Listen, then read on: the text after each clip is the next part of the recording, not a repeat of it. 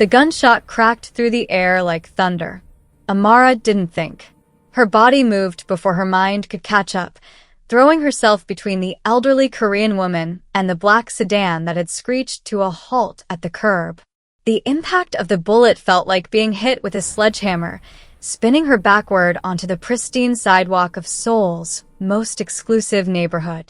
Pain exploded through her left shoulder, white-hot and all-consuming.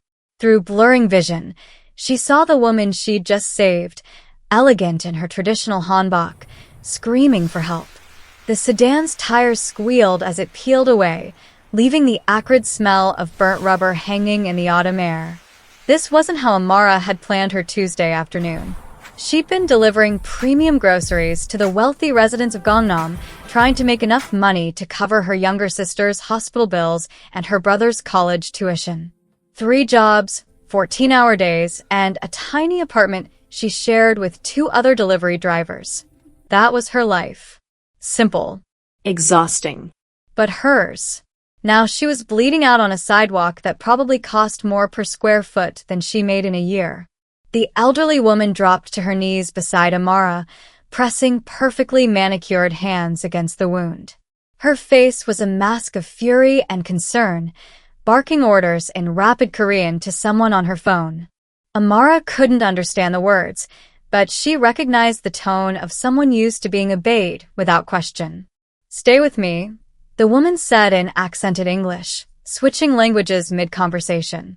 "You foolish, brave girl. Stay with me." Amara tried to smile. "Is this where I say you should see the other guy?" The woman's laugh was choked with tears. "Hush. Save your strength." Sirens wailed in the distance, growing louder.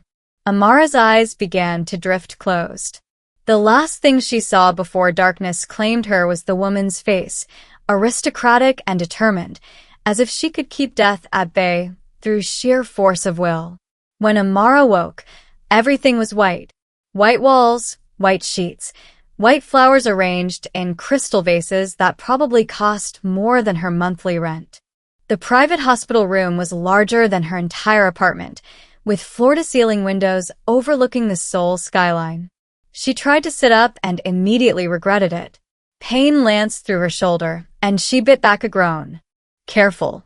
The elderly woman from the sidewalk sat in a plush chair beside the bed, looking as elegant as ever despite having spent what must have been hours in the hospital. "The surgery went well, but you'll need time to heal." "How long have I been out?" 2 days. I'm Choi Min-seo. The woman's smile was warm, genuine. "And you are remarkably stupid for jumping in front of a bullet for a stranger." Amara Jackson. "And I prefer heroically impulsive." Min-seo laughed, a sound like wind chimes.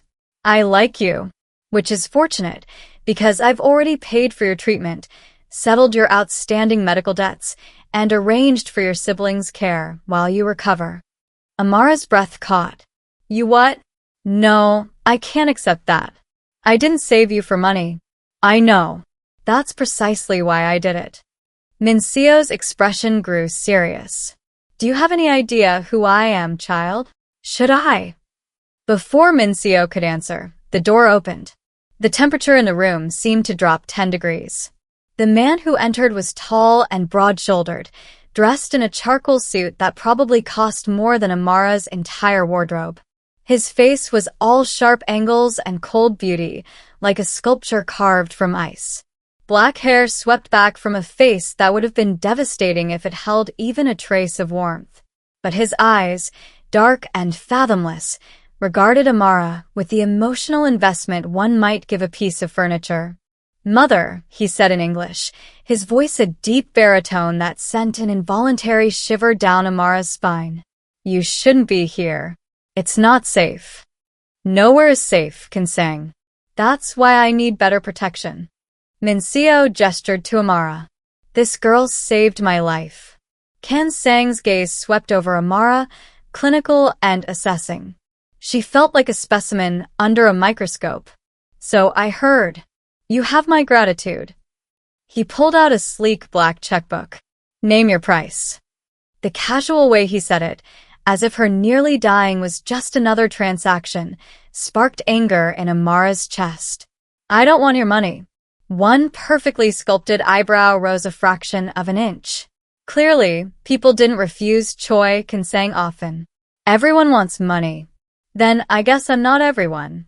Amara met his cold stare with her own. I'm just glad your mother is safe. For a moment, something flickered in those dark eyes. Surprise? Confusion? Then it was gone, replaced by the same icy indifference.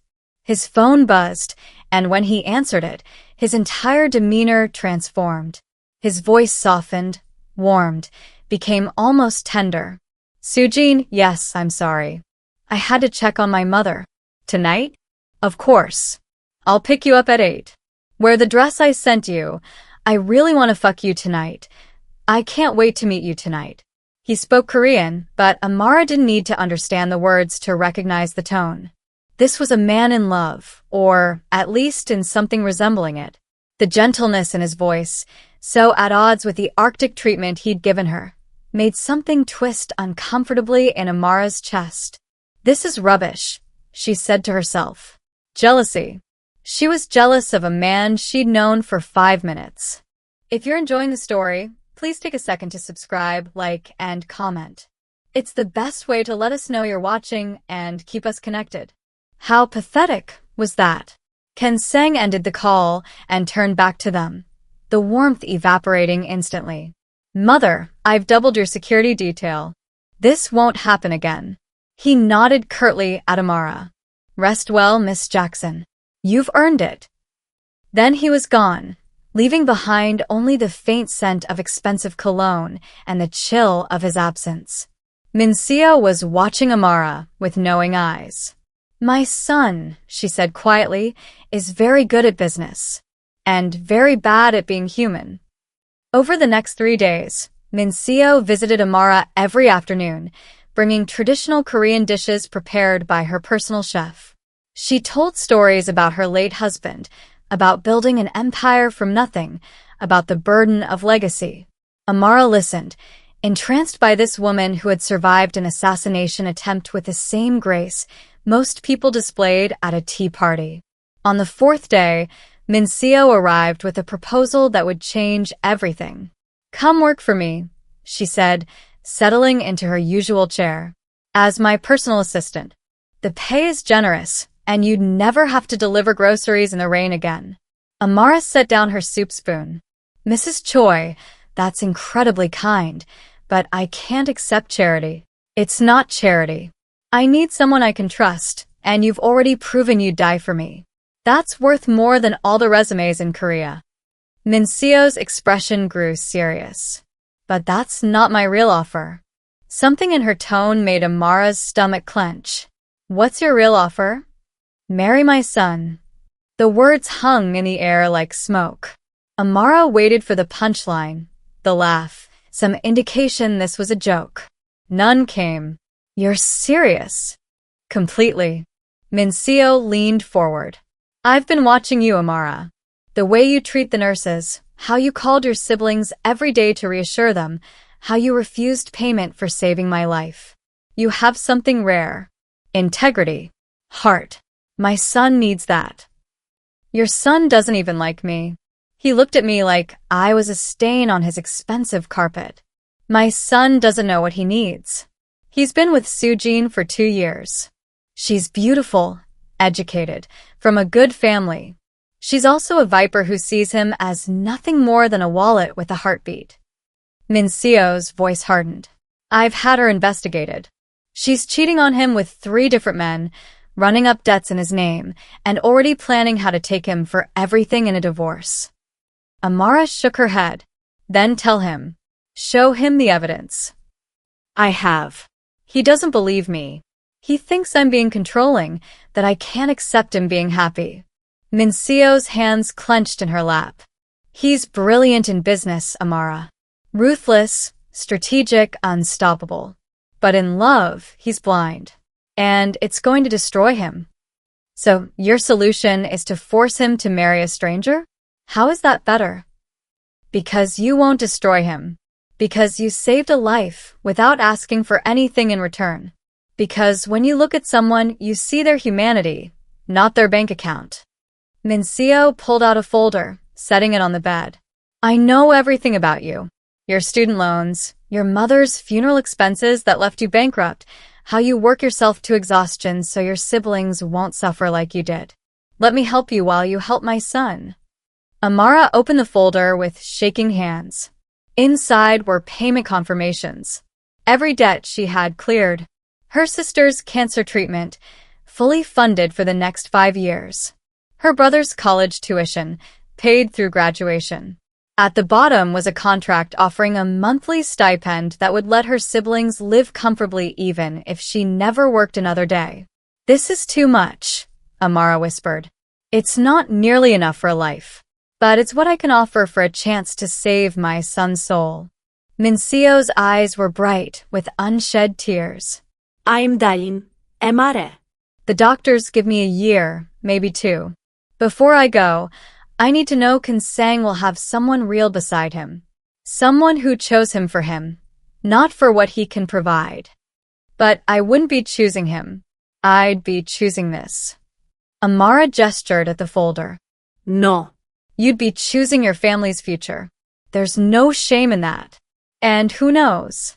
Maybe along the way, you'll find something worth staying for. Mincio stood, smoothing her skirt. Think about it. You have until tomorrow evening. Then I'll have to take more drastic measures. After she left, Amara stared at the folder until the numbers blurred. This was insane. Medieval. Wrong on every level. She should refuse, walk away. Let this wealthy family solve their own problems. But her phone buzzed with a text from her sister. The hospital was pushing for payment on the next round of chemotherapy. They had a week before treatment would be suspended. Amara closed her eyes and made her choice. The next evening, she called Mincio and said yes. What she didn't know was that Mincio was making a similar offer to her son at that exact moment, in his corner office overlooking the Seoul skyline. Absolutely not. Knsang didn't even look up from his computer. I'm not marrying the delivery girl, mother. This conversation is over. Then I'm transferring controlling interest in Choi Industries to your brother.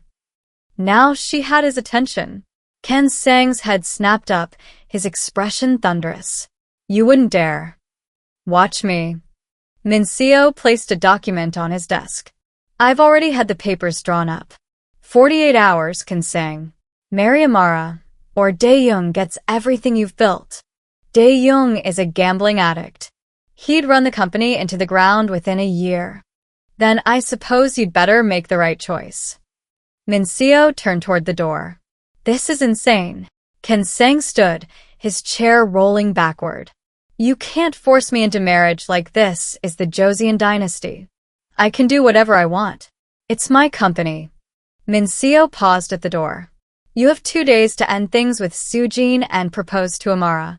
Or prepare to watch everything your father and I built crumble under your brother's incompetence. I love Sujin. The slap echoed through the office like a gunshot. Knsang's head whipped to the side, his cheek already reddening. He stared at his mother in shock. In his 32 years, she'd never laid a hand on him. You love the idea of her, Mincio said quietly. You love how she looks on your arm at business dinners, how other men envy you. But you don't know her, Knsang.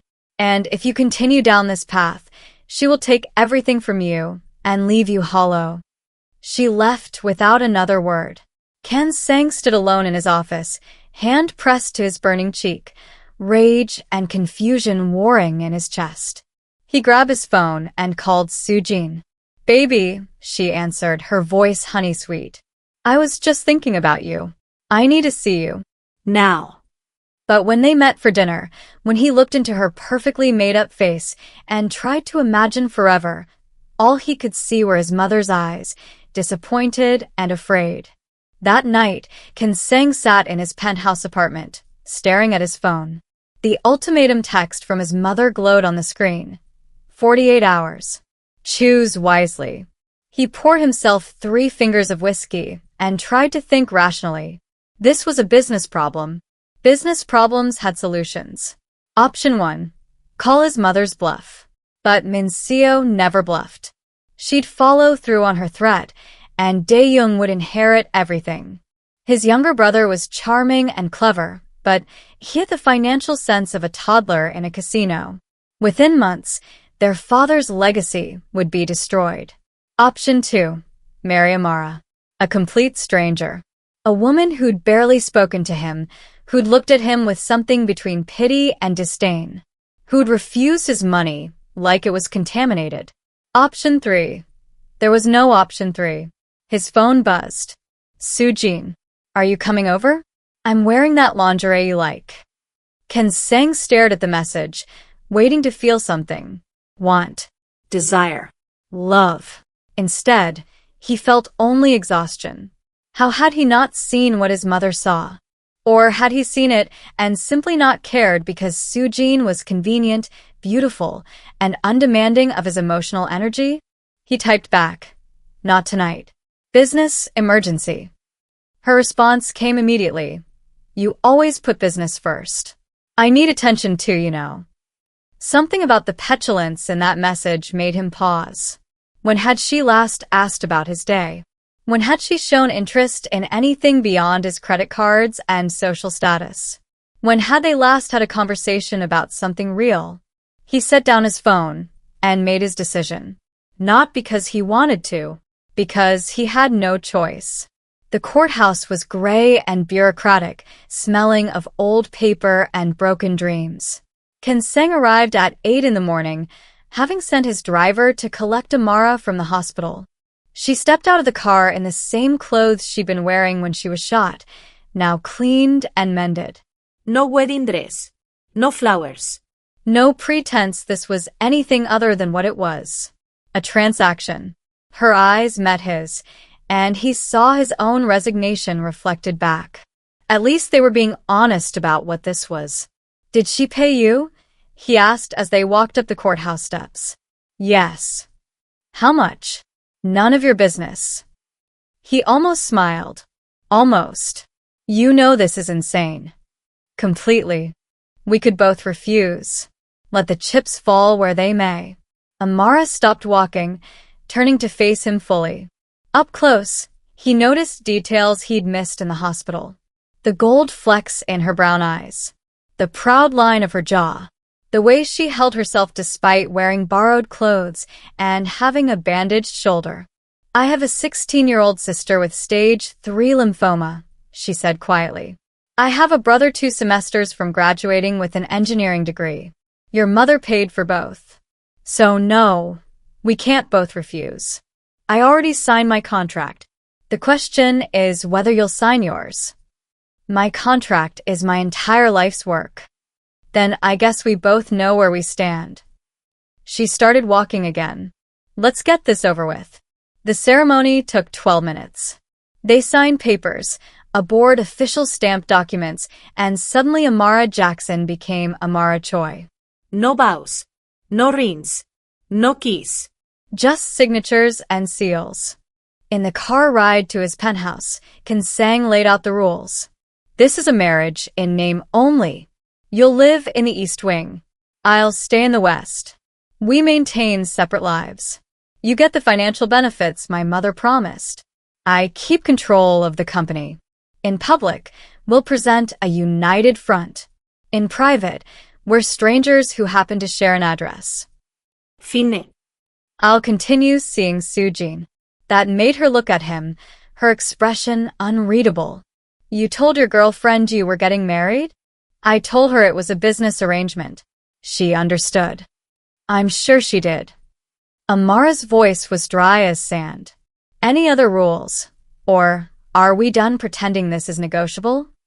Don't expect me to pretend to care about you. Wouldn't dream of it. And stay out of my way. That works both ways. They spent the rest of the drive in silence. The penthouse was everything Amara had expected. Cold, modern, expensive. Floor-to-ceiling windows overlooked the Han River. White marble floors stretched endlessly. Abstract art that probably cost more than small countries hung on walls. It looked like a hotel, sterile and impersonal. Your wing is through there, Kensang said, pointing. Staff will bring your things from your apartment. Dinner is at 7 if you want it. I usually eat in my office. Great. I'll just settle in then. He nodded and walked away without another word. Amara explored her new prison. Bedroom larger than her entire old apartment. Bathroom with a tub that could fit 4 people. Walk-in closet already filled with clothes in her size, tags still attached. A sitting room with a balcony overlooking the city lights. It was beautiful. It was lonely. It was her life now. She called her sister that evening. Hey, Maya. How was treatment today? Amara. Oh my God. Where have you been? Some fancy lady came and said all my bills were paid. What's happening? I got a new job. Really good benefits. Must be some job. The doctors are saying I can start the advanced treatment now. They sound actually hopeful, Amara. Like I might actually beat this thing. Amara closed her eyes, tears streaming down her face. That's amazing, Maya. I'm so proud of you. Are you crying? Happy tears. Just happy tears. After they hung up, Amara let herself sob, releasing all the fear and stress and relief she'd been holding in. She'd sold herself into a loveless marriage, but her sister would live. Her brother would graduate. Her family would survive. It was worth it. It had to be worth it. Around 9 that evening, she heard voices from the main living area. Female laughter, high and artificial. Then Kensang's lower rumble, that same warm tone he'd used on the phone in the hospital. Amara stayed in her room, but she couldn't unhear it. Couldn't ignore the fact that her husband of less than 12 hours was entertaining another woman in their home. Their home. The thought was bitter. She heard them move toward his wing, the voices fading. Amara put in headphones and tried to sleep, but every sound made her wonder. Made her feel like a fool. She'd known the terms. She'd agreed to them. So, why did it feel like someone was scraping out her insides with a rusty spoon? Around midnight, she heard a door slam. Footsteps. The elevator. Then silence. This was her life now. She'd better get used to it. The next morning, Amara woke to find Mincio sitting in her living room. Having tea like this was a normal social call. How did you get in here? It's my son's apartment. I have keys. Mincio smiled, but it didn't reach her eyes. How was your first night as a married woman? Everything you promised it would be. Amara couldn't keep the bitterness from her voice. He brought her here. I know. And you said nothing. What was I supposed to say? I'm not his wife. Not really. I'm just the stranger he was forced to sign papers with. Mincio set down her teacup with more force than necessary. You are exactly his wife. Legally, morally, spiritually. And he's treating you with outrageous disrespect. You knew he would. This was always the deal. No. The deal was that you'd marry him. Not that you'd be humiliated under your own roof. Mincio stood. Give him time. He's angry and lashing out. But my son isn't cruel by nature. Just wounded. Wounded people hurt others. Yes. They do. The question is whether you're strong enough to weather it until he heals. After Mincio left, Amara spent the day exploring her gilded cage. The penthouse was 40 floors up, with views that made her dizzy. She found Kensang's office, but didn't go in. His wing was locked. Fine.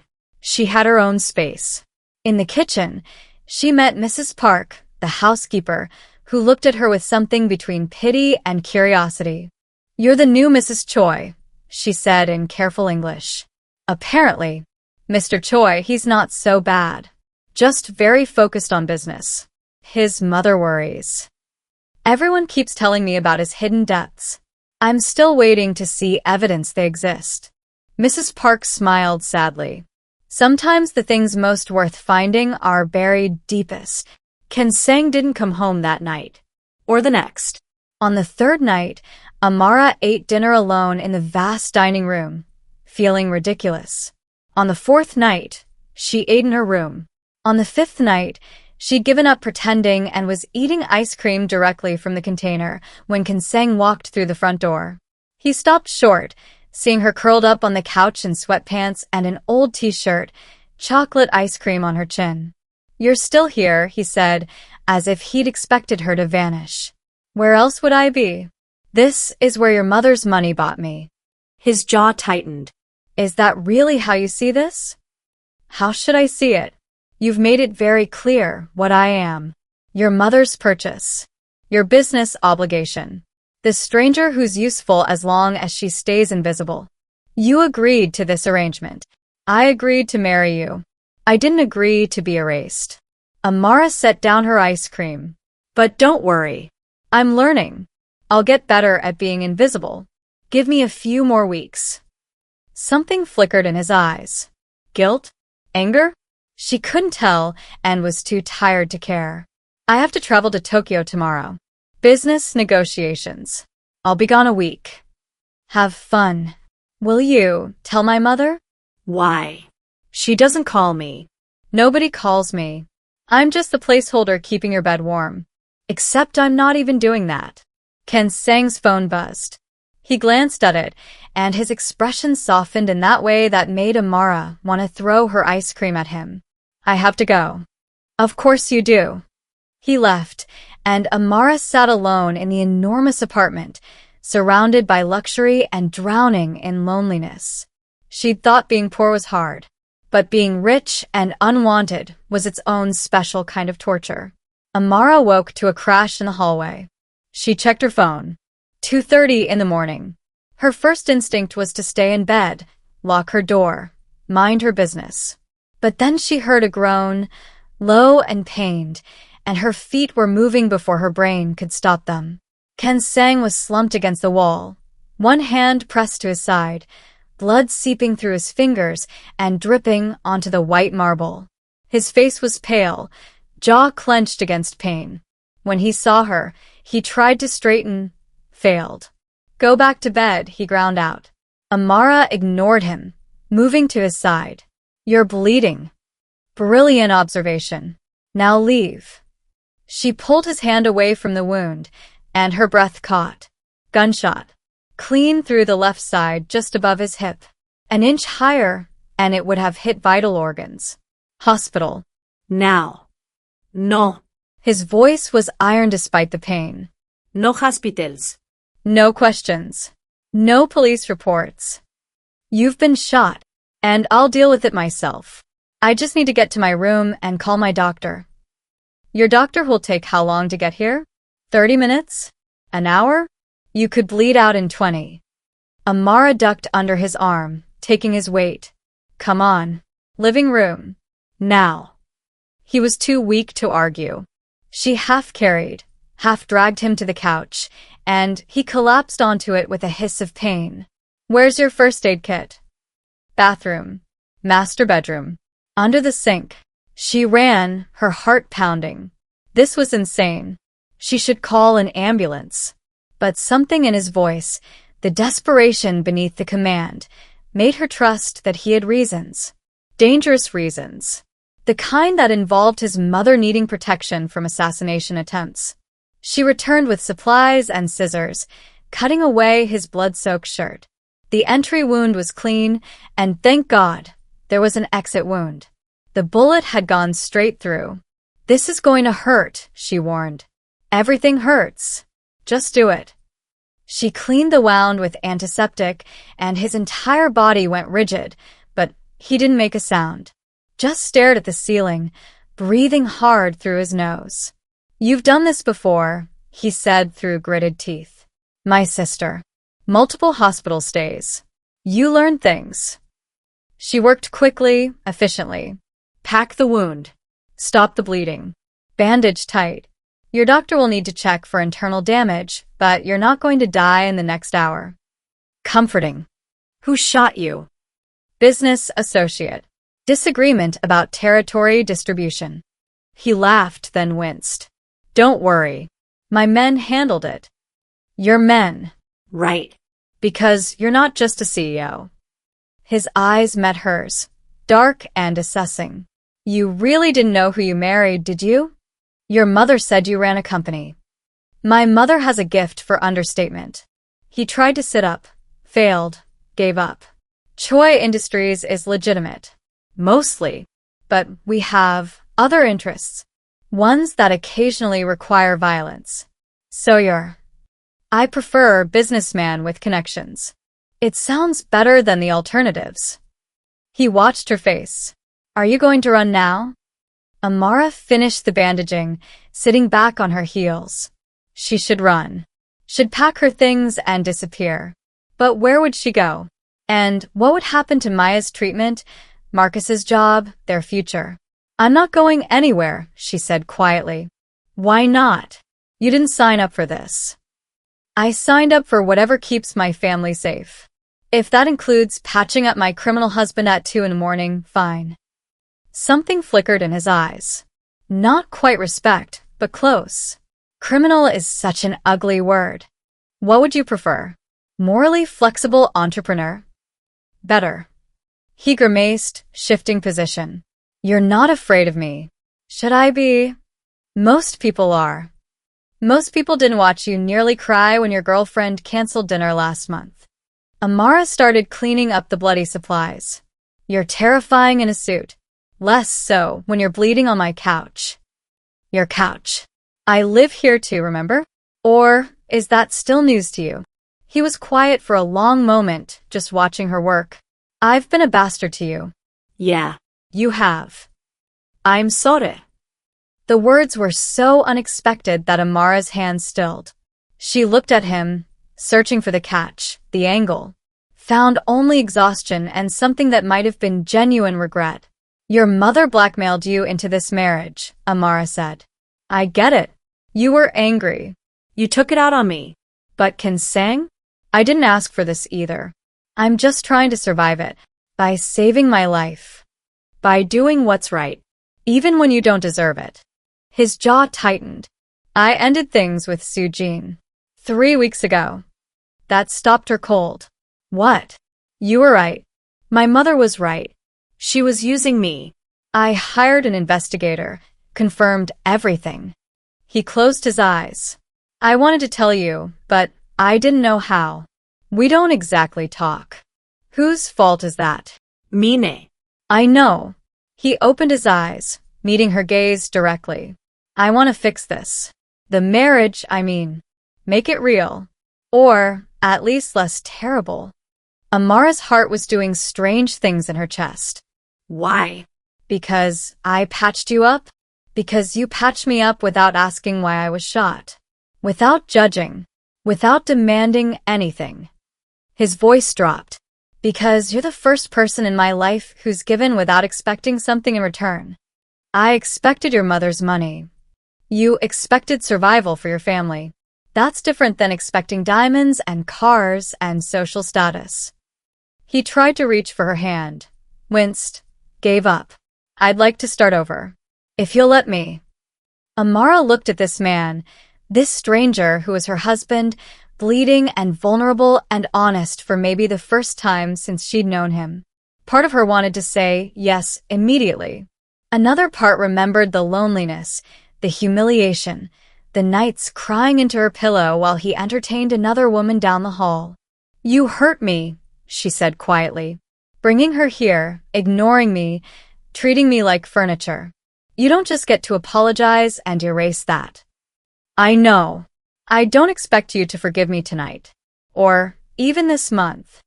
His eyes were steady on hers. But I'd like the chance to prove I can be better. That we can be better. Amara stood, gathering the bloody towels and supplies. Your doctor should be here soon. I'm going to bed. Wait, his voice was strained. Could you water? Please. She paused at the entrance to the hallway, her back to him. Water. Such a simple request. Such a basic human need. The kind of thing any decent person would provide for someone who'd just been shot. But why should she be decent when he'd spent months being cruel? The kitchen is right there, she said without turning around. You know where the glasses are. Amara. She walked away, leaving him on the couch, bleeding and thirsty and alone. In her room, she locked the door and leaned against it, her heart pounding with something that felt dangerously close to satisfaction. Her hands were shaking, not from fear or shock, but from the rush of finally having power in this relationship. He'd apologized. How nice. How convenient. Now that he was vulnerable, now that he needed her, suddenly she mattered. Suddenly she was worth basic human decency. Where was that decency when he brought Sujin to their home? Where was it during the 2 months she'd eaten dinner alone, slept alone, existed alone in this golden prison? Amara moved to her bathroom and washed the blood from her hands, watching it swirl down the drain. His blood. She'd saved his life tonight, patched him up, stopped him from bleeding out on the floor. And for what? So he could apologize and expect forgiveness? So he could decide on his timeline that now was the moment to be a decent husband? No. She looked at herself in the mirror, seeing something new in her eyes. Something harder, colder, more like him, actually. He wanted to start over? Fine. They'd start over. On her terms this time. The plan formed slowly, deliciously, as she changed into clean clothes. Minseo didn't need to know how Kinsang treated her behind closed doors. His mother saw what she wanted to see, a marriage that existed, a daughter-in-law under her roof. As long as Amara maintained appearances during Minseo's visits, the older woman would be satisfied. But Kinsang?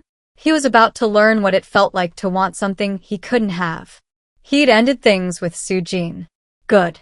That meant Amara was the only woman in his life now. The only woman in this apartment. The only woman who could give him what he suddenly claimed to want, a real marriage. And she was going to make him beg for it. She heard the elevator ding. Voices in the living room. His doctor had arrived. Good. Let the doctor get him water. Let the doctor take care of him. That wasn't her job anymore. She'd done her humanitarian duty by keeping him alive. Everything else? That was optional. Amara climbed into bed, but sleep didn't come. Her mind was racing, cataloging every slight, every dismissal, every moment he'd made her feel invisible. 2 months of humiliation. 2 months of being treated like an obligation. 2 months of watching him be tender with another woman while he couldn't even look at her. He thought one apology would fix that. He thought being shot earned him forgiveness. No. He was going to have to work for it. He was going to have to feel every ounce of rejection she'd felt. Every moment of loneliness. Every second of wanting someone who didn't want her back. She'd be polite. She'd be civil. She'd fulfill her duties as the lady of the house. But her door? That would stay locked. Her heart? That would stay guarded. Her attention, her warmth, her care? Those were privileges he'd have to earn back. And she was going to make it very, very difficult. Through the walls, she heard movement. The doctor leaving. Kinsang's slow, painful footsteps heading toward his wing. She wondered if he'd managed to get that water. Wondered if the wound hurt more now that the adrenaline was fading. She told herself she didn't care. She almost believed it. Batch 5, 1,000 words. The next morning, Amara woke to her phone buzzing. Minseo. Good morning, dear. How are you settling in? Fine, thank you.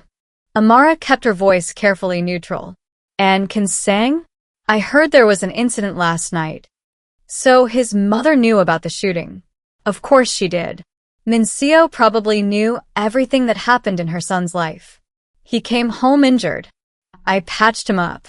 His doctor came. He'll be fine. You took care of him. Minseo's voice warmed with approval. I knew I chose well. Thank you, Amara.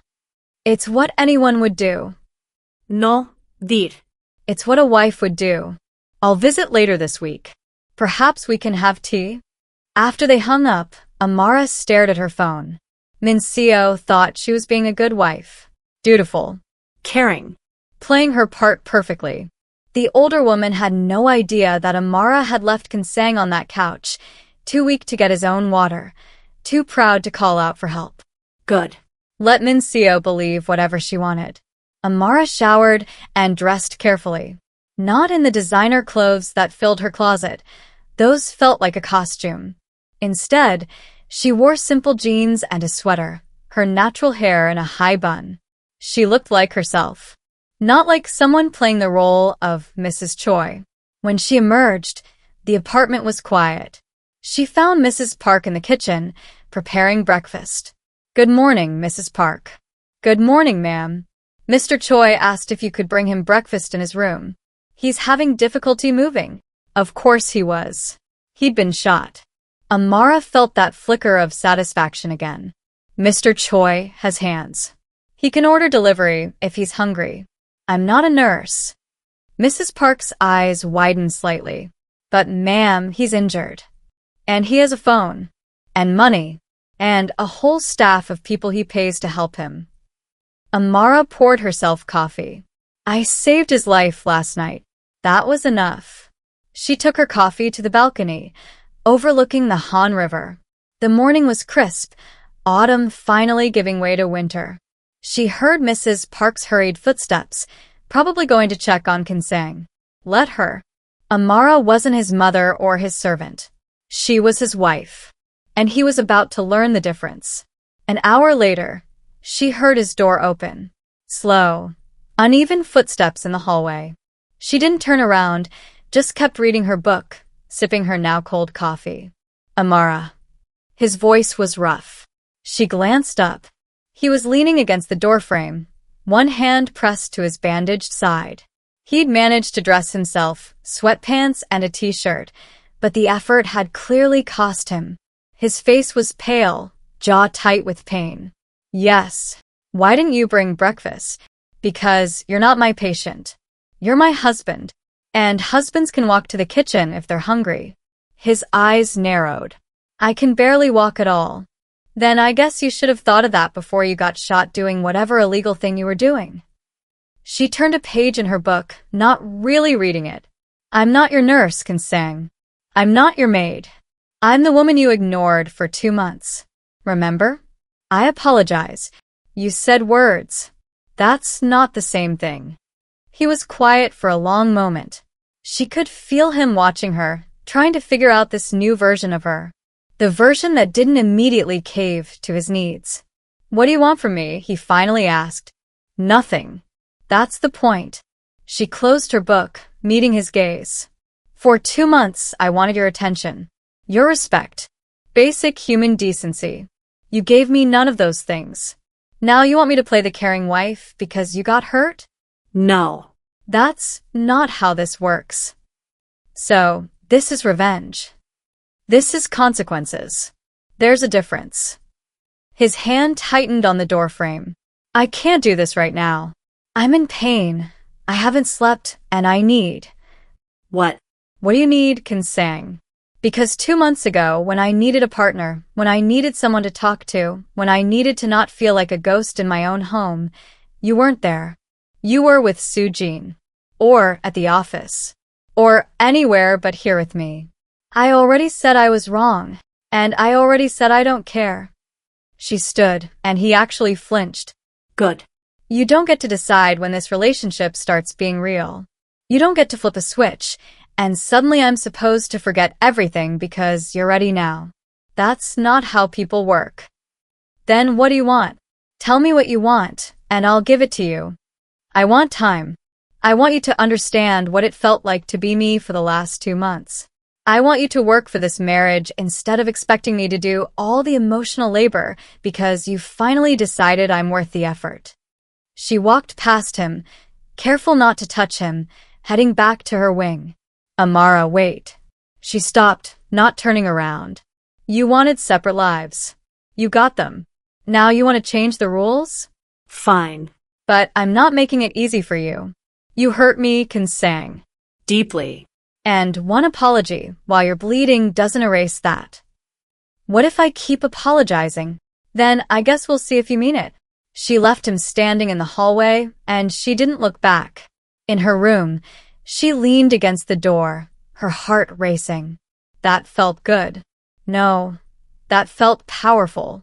For the first time since this nightmare marriage began, she felt like she had some control. Her phone buzzed. A text from Knsang. Asterisk, I'm sorry.